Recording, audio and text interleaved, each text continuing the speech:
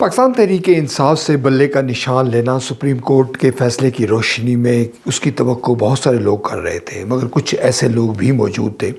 جو یہ توقع کر رہے تھے کہ شاید سپریم کورٹ اپنا یوں کردار ادا کرے کہ اس فیصلے کے جو سیاسی مضمرات ہے اس کو مد نظر رکھے اور پاکستان تحریک انصاف کو بلے کا انتخابی نشان مل جائے۔ اگرچہ آئین اور قانون کی روشنی میں جس طرح سے چیف جسٹس نے یہ ہیئرنگ کی، اس میں پاکستان تحریک انصاف اپنا مقدمہ بھرپور انداز میں پیش نہیں کر سکی، اور جو لوگ وہاں پر موجود تھے، جو صحافی اس کوریج کر رہے تھے اس عام مقدمے کی، ان کو کبھی امکان تھا کہ شاید یہ فیصلہ جو ہے، یا بلکہ یقیناً یہ فیصلہ پاکستان تحریک انصاف کے خلاف آ سکتا ہے۔ بہت ساری چیزیں تھیں جس میں جگہ کا چینج کرنا، انتخابات کے حوالے سے کئی سال سے یہ معاملہ کا التوا کا رکھنا، اور جو دیگر جو کینڈیڈیٹس تھے جنہوں نے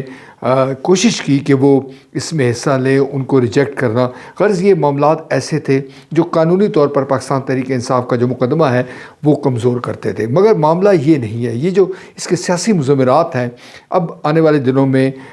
بتدریج ظاہر ہوں گے۔ مثال کے طور پر پاکستان تحریک انصاف کے لیے کہ جو لوگ ہیں قومی صوبائی اسمبلی کے، ان کے لیے یقیناً مشکل ہوگا کہ وہ کمپین چلائیں، کہ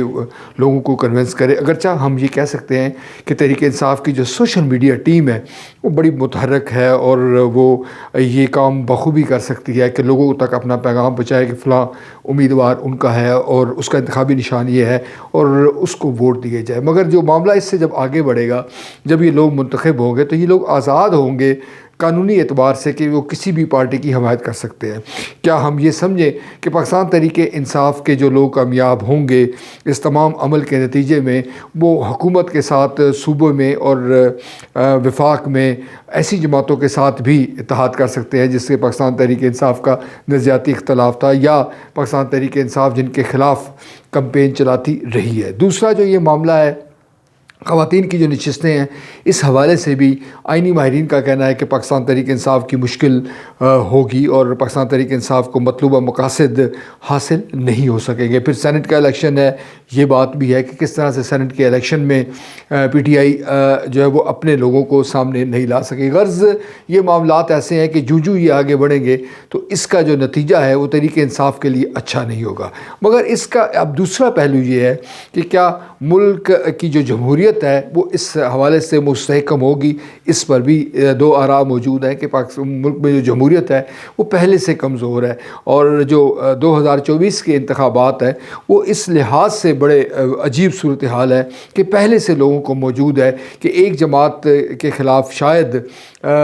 بہت سارا مواد اکٹھا کیا گیا ہے اور ایک جو جماعت کے لوگ ہیں وہ انتخابات میں کامیاب نہیں ہوں گے۔ یہ جو تاثر ہے یہ ہم دیکھتے ہیں کہ ہر گزرتے دن کے ساتھ یہ راسخ ہو رہا ہے۔ دوسرا معاملہ پاکستان تحریک انصاف کا ہے۔ یقیناً تحریک انصاف نے اپنے جو معاملات ہیں، اپنے جو اس نے جو اسٹریٹجی تھی اس میں کافی خلا موجود تھے، اور اگر وہ قومی اداروں کے ساتھ محاذرائی اور تصادم کی راہ پر گامزن نہ ہوتی تو کبھی امکان تھا کہ ملک کی مختلف جو سیاسی جماعتیں ہیں وہ تحریک انصاف کے ساتھ کھڑی ہوتی۔ عمران خان کا معاملہ یہ ہے، اور یہ یقیناً ان کی جو پرسنالٹی میں یہ بڑا خلا ہے کہ وہ سیاستدانوں کے قبیلے سے تعلق رکھتے ہیں، یعنی کہ وہ خود سیاستدان ہیں مگر دیگر سیاستدانوں کو انہوں نے چور، اچکا، ڈاکو کہا، یعنی کہ یہ بات کہہ کر، اور پھر اس کے بعد ان کی جو اسٹیبلشمنٹ سے لڑائی ہوئی اس کا نتیجہ ان کے خلاف کیا۔ اب جب ایک سہارا تھا ان کا اسٹیبلشمنٹ کا، وہ ان سے جب دور ہوا تو دوسری جانب جو سیاسی قوتیں تھیں وہ ان کو اپنا دشمن خیال کرتی تھی، اور تحریک انصاف کے جو بانی ہیں انہوں نے ان کو زج کرنے کی کوشش کی، ان کے خلاف مقدمات بنائے، اور یوں وہ سیاسی طور پر بھی تنہا ہو گئے، آئینی طور پر بھی تنہا ہو گئے، اور جو قومی ادارے ہیں انہوں نے بھی ان کی جو سرپرستی سے ہاتھ کھینچ لیا۔ یقیناً یہ سبق ہے۔ اب عمران خان کس طرح سے اس سبق سے کچھ حاصل کرتے ہیں یہ معاملہ الگ ہے، مگر اس وقت پی ٹی آئی کے لیے ایک مشکل صورتحال ہے، اور جو انتخابات ہے اس کی کریڈیبلٹی کا بھی معاملہ ہے۔ یہ جو تمام عمل اس وقت ہم دیکھ رہے ہیں الیکشن کے حوالے سے، اور جس طرح سے وہ جوش و خروش ناپید ہمیں دکھائی دیتا ہے، اس کا اثر یقینی طور پر جو نئی حکومت قائم ہوگی اس پر بھی ہوگا، اور اس بات کا کبھی امکان ہے کہ جو نئی حکومت ہے وہ کوئی مضبوط بنیادوں پر نہیں ہوگی، اس کی جو اخلاقی بنیادیں ہیں وہ بھی کمزور ہوگی۔ آئینی اور قانونی اعتبار سے تو معاملات ابھی طے ہونا باقی ہے، مگر یہ ہم یقیناً کہہ سکتے ہیں کہ وہ اس قدر منظم انداز میں اپنا کام نہیں کر سکے گی۔ پاکستان کے کے جو مسائل ہیں وہ بھی اس وقت ایک بڑے ہجوم کی صورت میں موجود ہے، اور ان مسائل سے نبردآزما ہونے کے لیے بہت ضروری ہے کہ پاکستان میں ایک مستحکم حکومت کا قیام ہو۔ امید افزا بات یہ ہے کہ ہم جمہوریت کی طرف آگے بڑھ رہے ہیں، اور جمہوریت ہی ہمارے مسائل کا مداوا ہے، جمہوریت ہی ہماری مشکلات کو حل کر سکتی ہے اور پاکستان کو دنیا میں بہتر مقام دلا سکتی ہے۔ یہ بات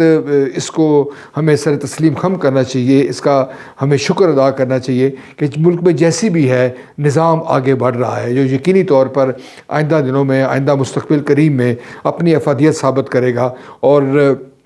اپنے آپ کو ڈیلیور کرنے کے لیے تیار ہوگا، جس کے نتیجے میں پاکستان کی عام آدمی کی جو مشکلات ہیں وہ حل ہوتی ہوئی ہمیں نظر آئیں گی۔